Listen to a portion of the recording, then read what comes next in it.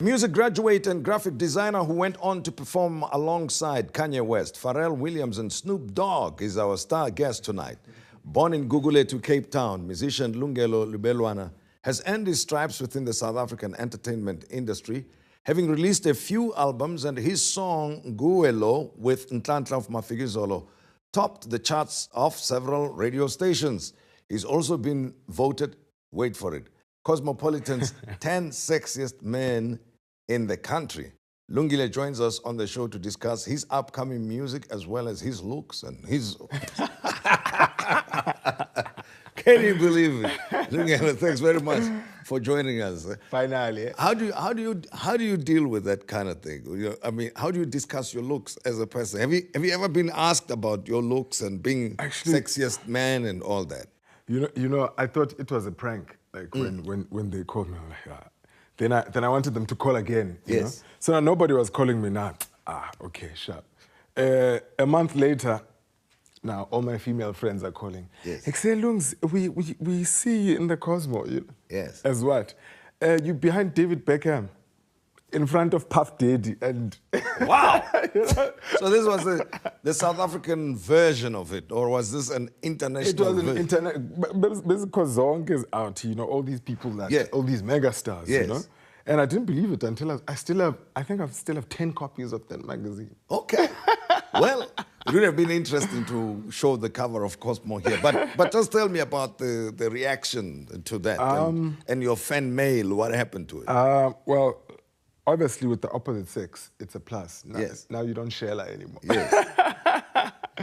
but yeah, it was good, man. Then all of a sudden, you know, once you walk in on the stage, then everybody's watching. Yes. You know, so it got me a lot. It got me a lot of recognition. Okay. Instead of just a hand clap, there's now a woo. And the other things that go with it, right? Hey, I don't know if they still happen, what used to happen in the past at music concerts, the way some of the fans would behave. I'm not going there. I want to talk about the creative side of things. Yeah. Let's leave. I never kept it. I would leave it. Whatever I receive on stage. There's no return back to thrower, sender, or whoever. No. Now, the story of Pharrell Williams, Kanye West, and Snoop Dogg, maybe, since you've worked with Kanye West, let's be a bit personal here. How did you feel when you heard the news that Kim Kardashian, you see where I'm going now, was robbed in Paris?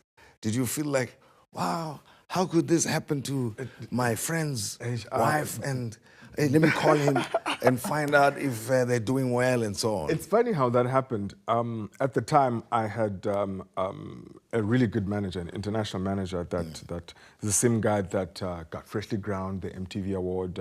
He used to be the head of marketing for Universal International. Yeah. So I was getting more privileges than normal, you know, because people voted at a local Cape Town radio station, Good Hope FM. Yes. And I did receive the votes, but people thought there were going to be like other opening acts and whatever. Yes. And it was just, and this is when Kanye West just got into the scene, you know? Yeah. So it was just me and Kanye West. Yeah. So, and Cape Town being a small, well, not small, but everybody knows everybody. Yes. Remember the Maasai warrior that walked from Kenya all the way down to the parliament? No, well, you can tell me the story. Yeah. To save his people. It's a long story. So I had him on stage. South Africa at the time, Ubuntu was the world champions of breakdancing. Yes. I had a raga MC. I had a female MC on stage, and the whole stage had about probably 15 people. And people were kind of doubting me, you know, because they'd never seen me on your mainstream television or anything. I'm just some boy that has always made music since the age of 9. So my Cape Town fan base has grown since then, you know. Yeah. And well, of course, with the Cosmo thing, you know, you never. So, yo, I was very mind blown. I was very, very mind blown. Still today, I can't believe it. You know? Yeah. But hey, it's done a lot. So when you did that, and then, I mean, then the collaboration or the performing together, I didn't even, look, Kanye West then wasn't the Kanye West that he is today, yes. you know. I just thought, Kanye, you know. and Ipariaupil. you know. And yeah, I showed him Flames there because he just had an orchestra. Me, I went all the way out because now it's a stadium. It's packed. I mean, it's my hometown. Yes. And I've got all my boys on stage. So He was quite impressed. He was, but it was just a handshake and a hey, how's it, man? Yeah, Lungelo, Kanya, shot. Went my way. And what about Snoop? Because Snoop people, when he had to perform here in Joburg and had issues in London and concerts delayed and so forth. But how was he when you met with him? He did something that was very disturbing.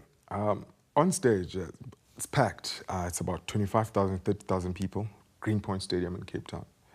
This guy decides to switch off all the lights and smoke cannabis sativa on stage with the SAPS right there. So this explains why he would get into trouble in London and all of these places, and sometimes he's missed shows and whatever.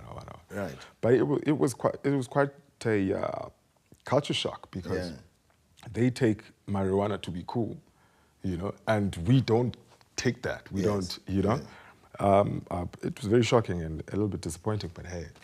That's how it goes, right? It's a so-called star power. Have you allowed yourself certain indulgences on the basis of that star power? Me, I'm a whiskey guy. Yeah. I'm always in studio.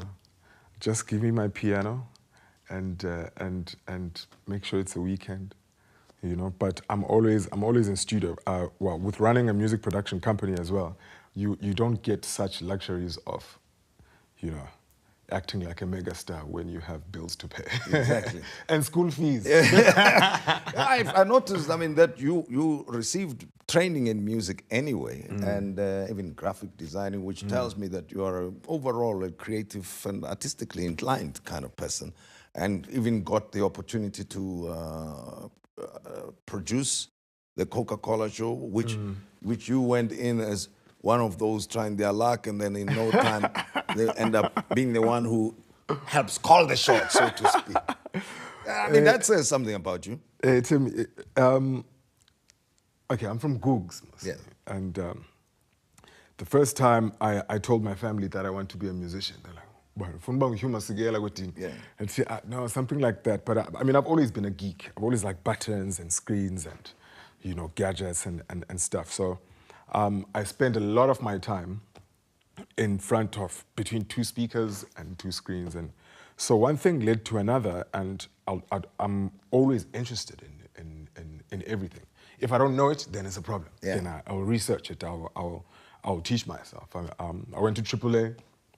But then music was calling, so I ended up dropping out of AAA, and then only to find myself designing my own artwork, directing my own music videos, and I just grew up like that. So it is, that's who you are, that's your nature. I've spoken about the other guys from the United States, but you've worked with South Africans who also deserve a mention here in this interview. Proverb and Ntantla. The experience of working with your peers and some of the established musicians, how's that been like? It's been an honor, it's that behind the scene respect that you need, love and appreciate as you grow older,